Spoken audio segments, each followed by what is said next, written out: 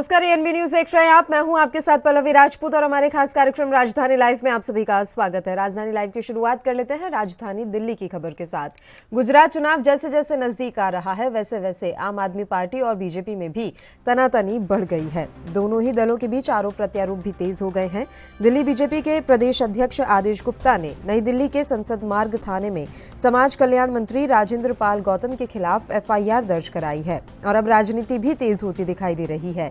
BJP प्रदेश अध्यक्ष आदेश गुप्ता ने कहा कि यह कार्य देश में धर्म और जाति के नाम पर लोगों को बांटने का प्रतीत हो रहा है, इसलिए इस पूरे मामले में निष्पक्ष जांच हो। उन्होंने कहा कि जो लोग आयोजक थे उनका क्या मकसद था, क्या इस आयोजन के तहत देश और दिल्ली में हिंसा फैलाने की कोशिश की जा रही है।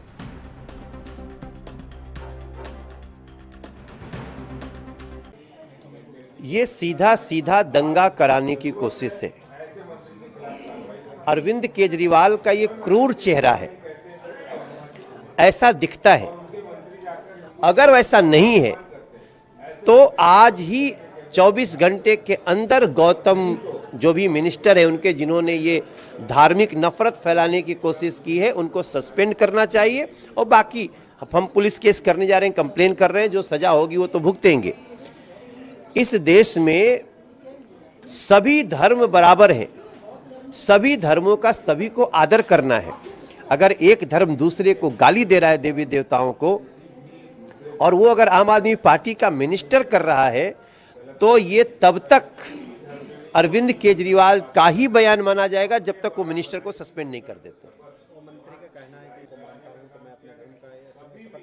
बौद्ध धर्म को हम बहुत स्वागत करते हैं। ये नफरत फैलाने का काम अरविंद केजरीवाल के मंत्री राजेंद्र पाल गौतम ने किया है और वो एक संवैधानिक पोस्ट पर बैठे हैं। जिस तरह उन्होंने गैर जिम्मेदाराना तरीके से हिंदू देवी देवताओं का अपमान किया है, असम्मान किया है, ये अक्षम्य है।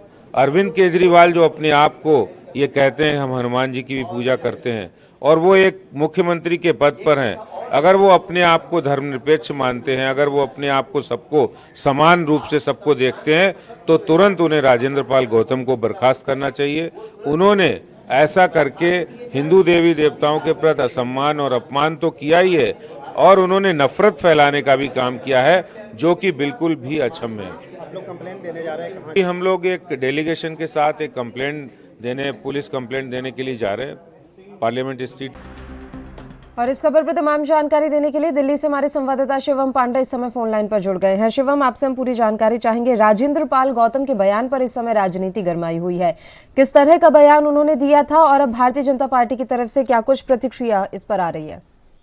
जी पल्लवी, आपको बता देना चाहता हूँ कि जैसे जैसे गुजरात चुनाव, हिमाचल चुनाव पास आ रहा है, आम आदमी पार्टी और बीजेपी में लगातार आरोप प्रत्यारोप की राजनीति चल रही है।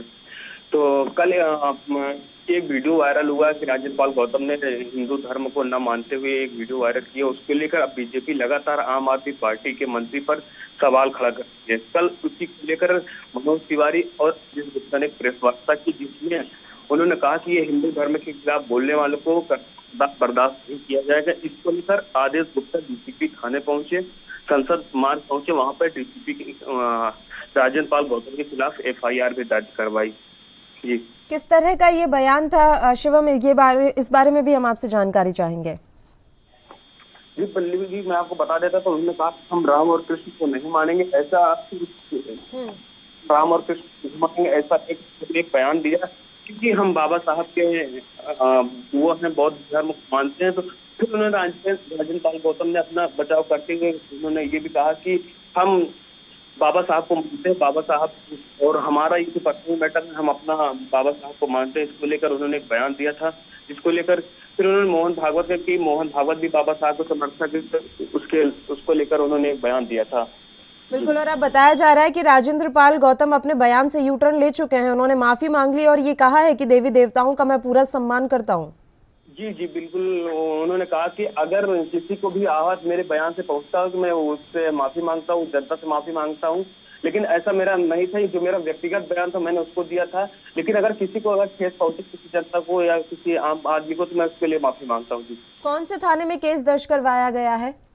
जी पल्लवी जी, मैं आपको बता देना, संसद मार्ग डीसीपी थाने में केस दर्ज करवाया गया जिसमें धारा 153A, 153B, 205A और 505, 506 के तहत इनके ऊपर FIR दर्ज करवाई गई है। बिल्कुल, तो यानी कि अब कुल मिलाकर राजेंद्र पाल गौतम पर गिरफ्तारी की तलवार लटकती हुई दिखाई दे रही है शिवम।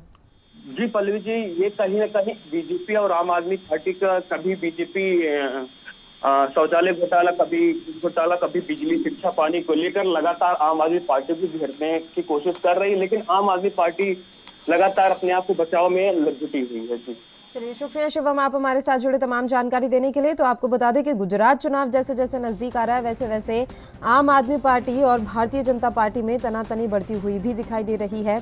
दोनों ही दलों के बीच आरोप प्रत्यारोप की राजनीति जो है वो तेज हो गई है। आपको बता दें कि दिल्ली सरकार में मंत्री राजेंद्र पाल गौतम के खिलाफ FIR भारतीय जनता पार्टी की तरफ से दर्ज करवाई गई है। उन्होंने जो हिंदू देवी देवताओं पर बयान दिया था, उस बयान से नाराज होकर बीजेपी की तरफ से ये FIR दर्ज करवाई गई है।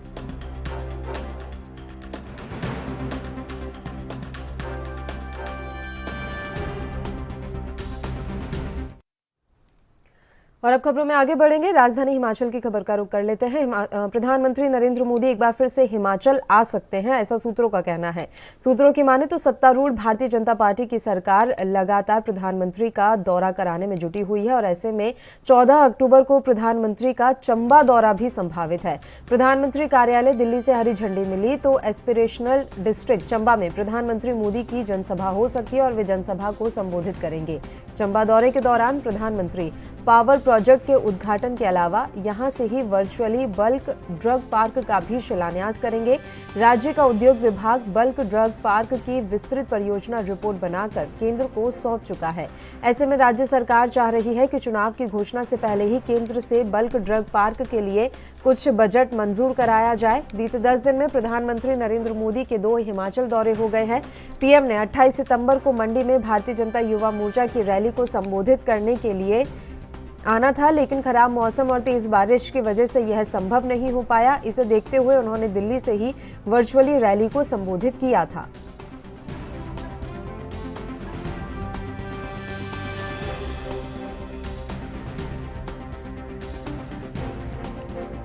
प्रधानमंत्री नरेंद्र मोदी एक बार फिर से हिमाचल प्रदेश के दौरे पर आ सकते हैं, इस तरह की संभावनाएं जताई जा रही हैं। आपको बता दें कि उनका चंबा दौरा संभावित है। 14 तारीख को वे चंबा के दौरे पर आ सकते हैं। अभी हालांकि कार्यालय से अनुमति नहीं मिली है। जैसे ही पीएमओ से अनुमति मिल जाएगी उसके बाद इन तैयारियों को और भी ज्यादा तेज कर दिया जाएगा। चंबा में जनसभा को संबोधित कर सकते हैं प्रधानमंत्री नरेंद्र मोदी। उनके दौरे को सफल बनाने की तैयारियां अभी से शुरू कर दी गई हैं। हिमाचल प्रदेश के चुनावों को देखते हुए इस समय भारतीय जनता पार्टी एक्शन और एक्टिव मोड में है। इसी कड़ी में पिछले 10 दिन में 2 बार हिमाचल प्रदेश के दौरे पर आ चुके हैं प्रधानमंत्री मोदी और अब एक बार फिर से उनके दौरे की तैयारियां शुरू हो गई हैं। बताया जा रहा है कि 14 अक्टूबर को हिमाचल आ सकते हैं प्रधानमंत्री नरेंद्र मोदी और चंबा में वे एक जनसभा को संबोधित करेंगे। पीएमओ से अनुमति मिलने का बस इंतजार है। इससे पहले भी उन्हें एक रैली को संबोधित करने के लिए आना था, लेकिन खराब मौसम और तेज बारिश की वजह से वह नहीं आ पाए थे। इसी को देखते हुए उन्होंने दिल्ली से ही वर्चुअली रैली को संबोधित किया था। अब चंबा के दौरे पर आ सकते हैं पीएम मोदी, ऐसी जानकारी मिल रही है।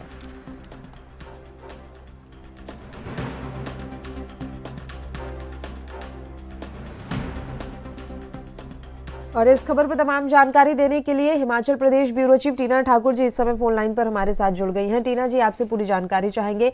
एक बार फिर से प्रधानमंत्री नरेंद्र मोदी का दौरा हो सकता है हिमाचल में। बिल्कुल, आप बिल्कुल सही कह रही हैं, क्योंकि प्रधानमंत्री का जो ये अगर हम माने कि पीएमओ मंजूरी देगा तो हिमाचल में ये उनका तीसरा दौरा होगा 20 दिनों के अंदर अंदर।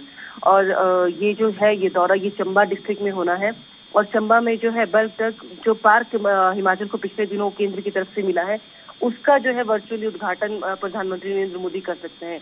तो एक तरह से आप देखें कि बिल्कुल कभी भी आचार संहिता लग सकती है और ऐसे में प्रधानमंत्री नरेंद्र मोदी के लगातार दौरे हिमाचल के जारी हैं और जो ये दौरे हैं वो आप ये कह सकती हैं कि संजीवनी है हिमाचल भाजपा के लिए, क्योंकि मिशन रिपीट के लिए पहले ही भाजपा बिल्कुल लगातार अपनी तैयारियां कर चुकी है और ये जो प्रधानमंत्री नरेंद्र मोदी के लगातार दौरे हैं ये कार्यकर्ताओं का मनोबल बढ़ा रहे हैं और जो हिमाचल में जो भाजपा रिपीट करने का बार बार कह रही है उसमें वो काफी सहायक सिद्ध हो सकते हैं। जी बिल्कुल, चंबा को ही क्यों चुना, इसके पीछे कोई खास वजह?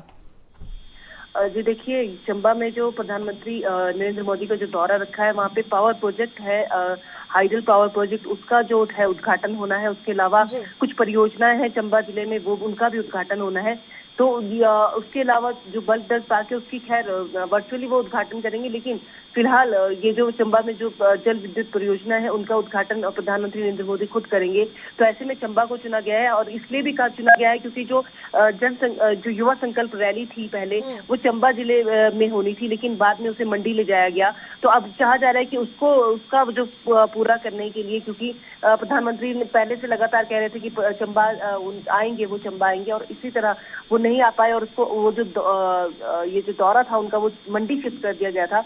तो अब ऐसे में जो है चंबा को चुना गया है, क्योंकि चंबा पहले ही दूर दुर्गम क्षेत्र में आता है, और वहाँ पे जो ये पावर प्रोजेक्ट है, उनका उद्घाटन प्रधानमंत्री करेंगे। और उसके अलावा एक बड़ी रैली को वो संबोधित कर सकते हैं, क्योंकि चंबा भी जो है एक एस्पिरेशनल डिस्ट्रिक्ट में आता है, और प्रधानमंत्री नरेंद्र मोदी का जो ये दौरा है, ये लगातार ये आप कह सकते हैं कि हिमाचल जो भाजपा है उसके लिए संजीवनी का काम कर रहा है, क्योंकि जो विपक्ष है, वो विपक्ष के पास कोई तोड़ नहीं है प्रधानमंत्री नरेंद्र मोदी के दौरों का, क्योंकि हालांकि विपक्ष कहता रहा है कि प्रधानमंत्री लगातार आ रहे हैं, लेकिन मिल कुछ नहीं रहा है हिमाचल को। लेकिन अगर आप देखेंगे कि वर्चुअली काफी जो परियोजनाएं हैं, अभी जो पिछले दिनों आए थे, बिलासपुर आए थे, कुल्लू आए थे, वहां से उन्होंने 3650 करोड़ की जो परियोजना है, उनका उद्घाटन हिमाचल के लिए किया था। तो ऐसे में जो चंबा दौरा है, इससे भी काफी उम्मीदें जो है हिमाचल भाजपा लगाकर बैठी है। जी चलिए, शुक्रिया आप हमारे साथ जुड़े टीना जी, तमाम जानकारी देने के लिए।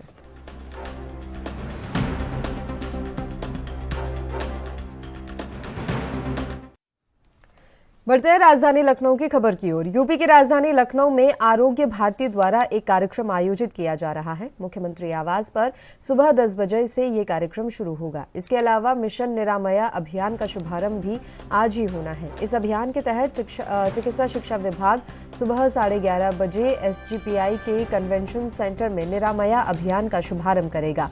इसके अलावा आज ही इंडियन रोड कांग्रेस का 88वां सम्मेलन भी शुरू होने वाला है, जिस पर सीएम योगी शिरकत करेंगे।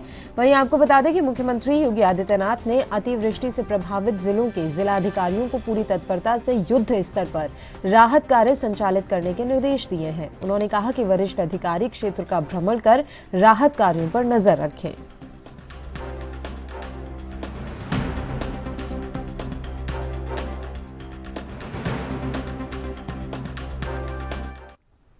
और इस खबर पर तमाम जानकारी देने के लिए लखनऊ से हमारे संवाददाता जितेंद्र चौहान इस समय लाइव जुड़ गए। उनका रुख कर लेते हैं। जितेंद्र, आपसे पूरी जानकारी चाहेंगे। सीएम योगी आदित्यनाथ के आज क्या कुछ कार्यक्रम प्रस्तावित हैं?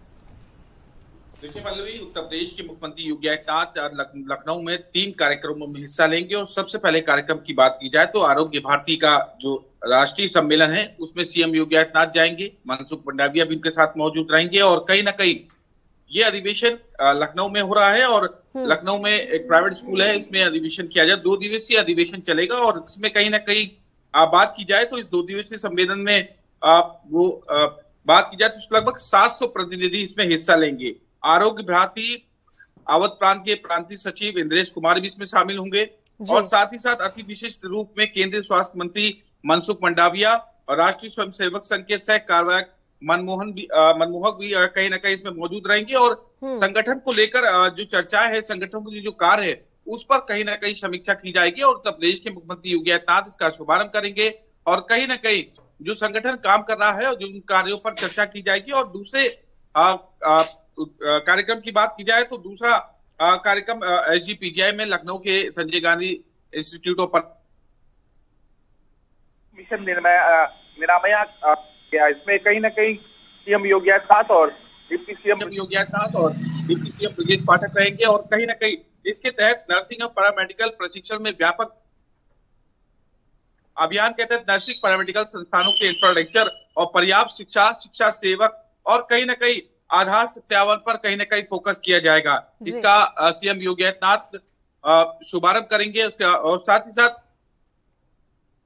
कक्ष निरीक्षक पर ही उसमें ध्यान दिया जाएगा। और इससे तमाम इसमें जो चीजें हैं, जो नर्सिंग की छात्राएं हैं और पैरामेडिकल की, उनके कहीं ना कहीं उनके रोजगार पर पूरी तरह से ध्यान देने का इसमें काम किया जाएगा। और साथ ही साथ तीसरे की बात की जाए तो इंडियन रोड कांग्रेस अधिवेशन का जो 81वां अधिवेशन है, उसमें कहीं ना कहीं आज शुरू हो जाएगा। और ये माना जा रहा है कि नितिन गडकरी वो भी इसमें मौजूद रहेंगे, केंद्रीय परिवहन मंत्री वो भी मौजूद रहेंगे, उत्तर प्रदेश के मुख्यमंत्री योगी आदित्यनाथ मौजूद रहेंगे। और साफ तौर पे कहा जा सकता है कि इसमें बात की जाए तो इसमें लगभग बड़ी संख्या में जो प्रतिनिधि हैं वो कहीं ना कहीं लगभग 200 प्रतिनिधि हिस्सा लेंगे।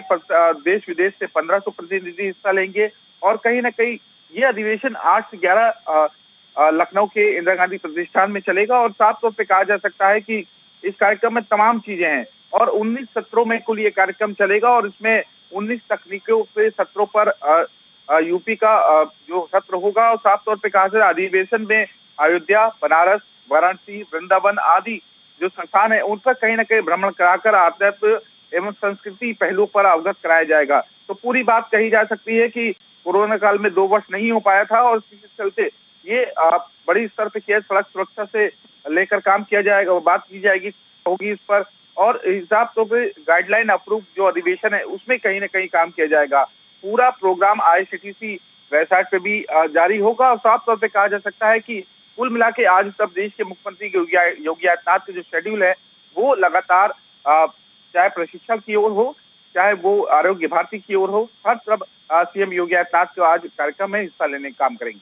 चलिए, शुक्रिया जितेंद्र, आप हमारे साथ जुड़े तमाम जानकारी देने के लिए। बढ़ते हैं राजधानी चंडीगढ़ की खबर की ओर। पंजाब सरकार ने 9000 कच्चे टीचरों को दीपावली से पहले बड़ा तोहफा दिया है। सरकार ने शुक्रवार को कच्चे अध्यापकों को रेगुलर करने का नोटिफिकेशन जारी कर दिया। इसको लेकर CM भगवंत मान ने कहा कि एक खुशखबरी साझा कर रहा हूं। अध्यापकों को पक्का करने का फैसला अध्यापक दिवस वाले दिन लिया था, वह पूरा हो गया है। लगभग 9000 कच्चे अध्यापकों को पक्का करने का नोटिफिकेशन जारी कर दिया है। अब बाकियों के लिए काम करेंगे। वादों के मुताबिक अभी कई टीचर्स को पक्का करना है। जो हम कहते हैं वो हम करते हैं।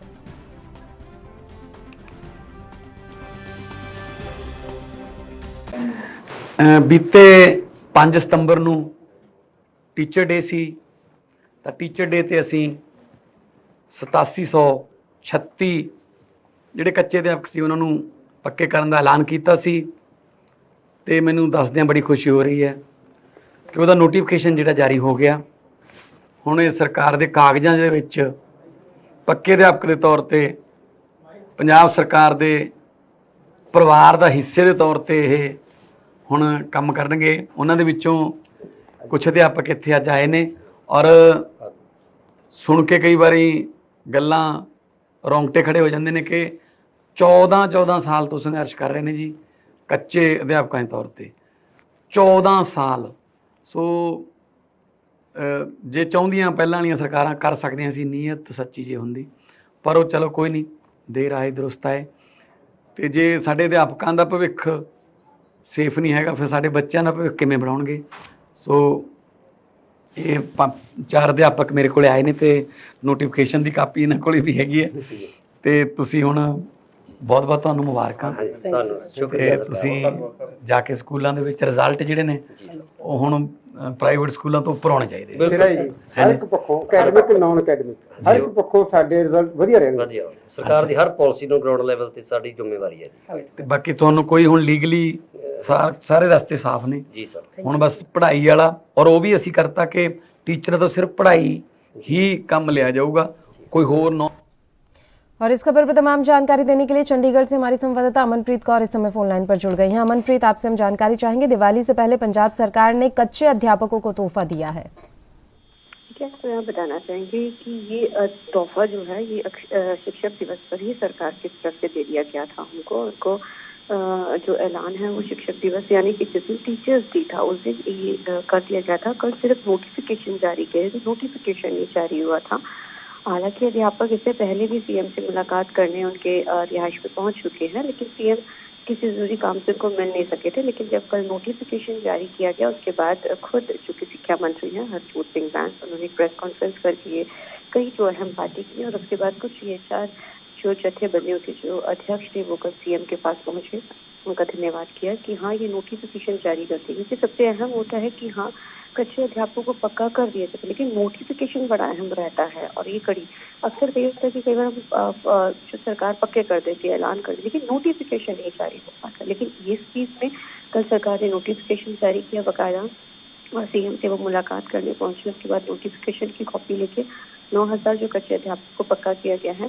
और लंबे समय से संघर्ष करते ये वो अध्यापक है जो पिछले जिन्होंने 3 सरकारें जो की है, हंडालत दी। हंडाने का मतलब है कि 3 सरकारें जा चुकी हैं। हर सरकार आती है, आखिरी महीने में चुनाव का जो वादा होता है कि आपको पक्का किया जाएगा। 5 साल सरकार रहती है, 5 साल बाद ये अध्यापक उसी जगह पे, लेकिन 5 साल आखिरी महीने में। लेकिन ये सरकार दावा करे कि हमने पहले ही 5 महीने में वो चीज करके दिखाई है जो बाकी सरकारें इलेक्शन के समय में करती हैं। तो ये 9,000 अध्यापकों को पक्का किया गया। हालांकि कुछ और भी अध्यापक है, लेकिन सरकार ने साफ कहा है, खुद सीएम ने ये बात बोली कि कुछ चीजों में अमेंडमेंट अभी करनी बाकी है। कुछ एक्ट है उनमें जो फेरबदल होना है, उनमें कुछ कानूनी पेचीज फंसे हुए हैं, कुछ केसेस सुप्रीम हाई कोर्ट पे चल रहे हैं, तो उनको भी जल्द पक्का किया जाएगा। इसका भी आश्वासन सीएम ने उनकी तरफ से दिया गया। और शिक्षा के आधार पर ही पंजाब सरकार जो बनी थी, शिक्षा और सेहत का ही मॉडल इन्होंने, जो दिल्ली का मॉडल था वो पंजाब में दिखाया था। तो अब वही मॉडल अब ये लोग जो हिमाचल और गुजरात के चुनाव में दिखाना चाहते कि देखिए हमने सरकार ने पक्का किया है, नोटिफिकेशन जारी कर दी है। तो कहीं ना कहीं सरकार ने इसकी कवायद भी शुरू कर दी है। स्कूलों में बदलाव हो रहे हैं, स्कूलों का कंस्ट्रक्शन की जा रही है, वहाँ की शिक्षा जो लेवल है उसको ऊपर ले जाने के लिए भी जो ट्रेनिंग का भी जो अब दौर शुरू हो जाएगा। टीचर्स ट्रेनिंग के लिए बाहर जाएंगे और स्कूलों की जो कायाकल्प की जाएगी, स्कूलों में वो चीज़ें प्रोवाइड कराई जाएगी जो प्राइवेट स्कूलों में है, जो ये इनका चुनावी वादा था। तो सरकार अभी चीज़ें करेगी, 1 by 1 करके चीज़ें होंगी। लेकिन बड़ी बात ये कि कल नोटिफिकेशन जो टीचर्स डे पे जो सरकार ने इनको पक्के करने का ऐलान किया था, कल उसका नोटिफिकेशन जारी कर दिया है। चलिए, शुक्रिया अमनप्रीत, आप हमारे साथ जुड़े तमाम जानकारी देने के लिए।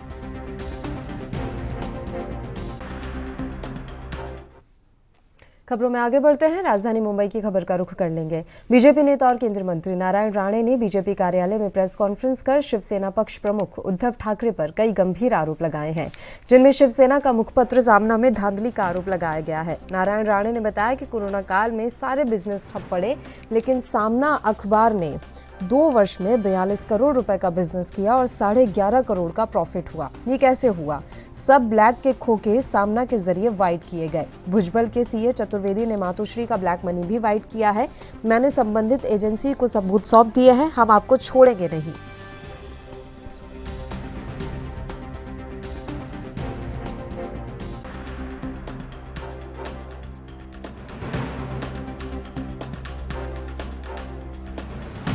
केंद्रीय मंत्री नारायण राणे ने बीजेपी कार्यालय में प्रेस कॉन्फ्रेंस कर शिवसेना पक्ष प्रमुख उद्धव ठाकरे पर कई गंभीर आरोप लगाए हैं, जिनमें शिवसेना का मुखपत्र सामना में धांधली का आरोप लगाया गया है। नारायण राणे ने बताया कि कोरोना काल में सब बिजनेस ठप पड़े, लेकिन सामना अखबार ने 2 वर्ष में 42 करोड़ का बिजनेस किया और 11.5 करोड़ का प्रॉफिट हुआ। ये कैसे हुआ? सब ब्लैक के खोखे सामना के जरिए वाइट किए गए। भुजबल के सीए चतुर्वेदी ने मातोश्री का ब्लैक मनी भी वाइट किया है।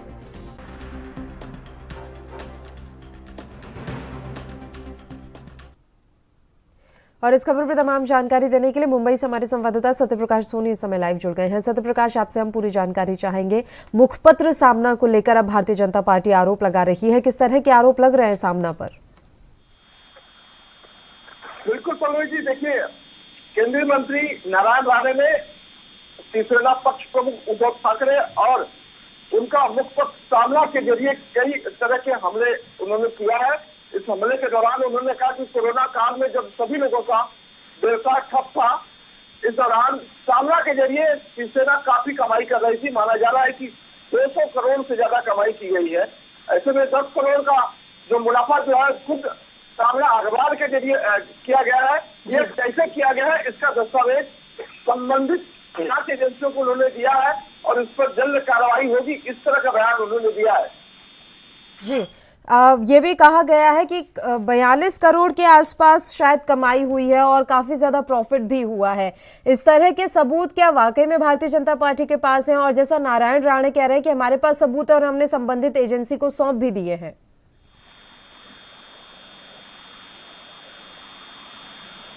सत्यप्रकाश, मेरी आवाज मिल रही है आपको?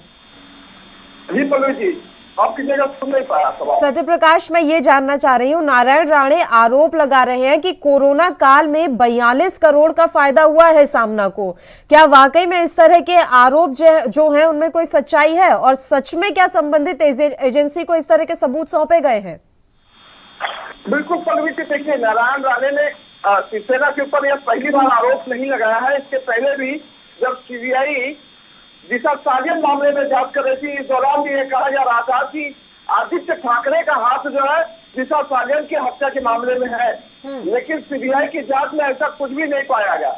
इसके अलावा उनके बेटे नीतीश राणे ने भी शिवसेना को लेकर कई गंभीर आरोप लगाए थे। उन्होंने यह भी कहा था कि उनके पास सभी सबूत है, लेकिन सभी सबूतों होने के बावजूद भी किसी तरह का कोई आरोप केंद्रीय जांच एजेंसियों ने नहीं लगाया।